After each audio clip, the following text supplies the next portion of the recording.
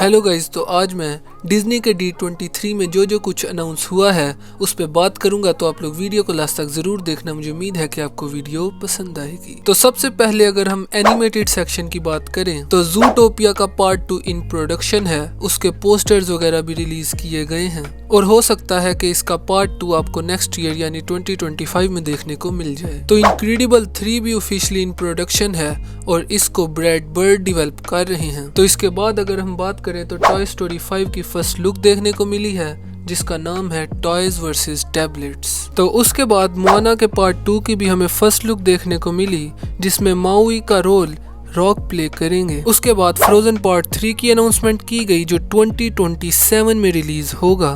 तो animated section में यही कुछ अपडेट्स आई थी।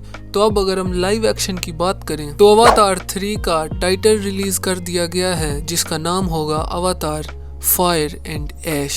तो इस मूवी के डायरेक्टर जेम्स कैमरन ने यह भी कहा है कि ये मूवी वो नहीं जो आप एक्सपेक्ट कर रहे हो। तो इसके बाद स्टार वॉर्स के यूनिवर्स से एंडोर के सीजन 2 की भी फर्स्ट लुक रिवील कर दी गई है जो देखने में काफी ज्यादा अच्छा लग रहा है। तो इसके बाद मुफासा द लायन किंग जो कि एक लाइव एक्शन मूवी होगी, इसके म्यूजिक की राइटिंग लिन-मैनुअल मिरांडा कर रहे हैं। तो इसके बाद अगर हम बात करें तो Percy Jackson and the Olympians के सीजन 2 का न्यू पोस्टर भी रिलीज कर दिया गया है जो कि डिज्नी हॉटस्टार पे 2025 में स्ट्रीम होना शुरू होगा। इसके बाद मार्वल में हैप्पी का रोल प्ले करने वाले एक्टर जॉन फेवरो ने यह कहा है कि we are putting Star Wars back on the big screen. तो इसके बाद अगर हम मार्वल की अपडेट्स पे बात करें तो captain America brave new world की कुछ फुटेज वगैरह वहां दिखाई गई D23 में, जिसमें रेड हल्क की ट्रांसफॉर्मेशन भी शामिल थी और उसकी फर्स्ट लुक भी दिखा दी गई है। उसके बाद फैंटास्टिक 4 की मूवी से चारों कास्ट मेंबर्स की फर्स्ट लुक भी रिवील कर दी गई है। उसके बाद मार्वल की D23 में जो सबसे बड़ी न्यूज थी वो थी डेयरडेविल बॉर्न अगेन से,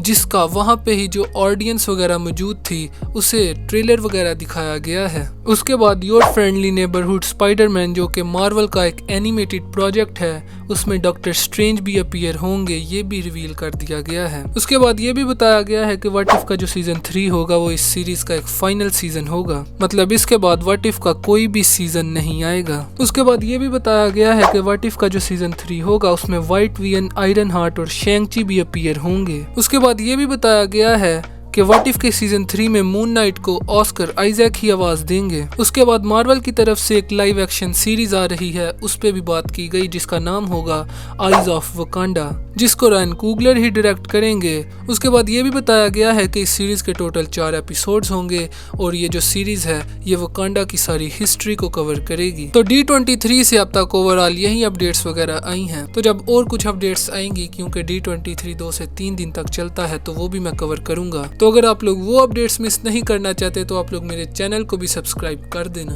तो मिलते हैं अगली वीडियो में, तब तक के लिए बाय।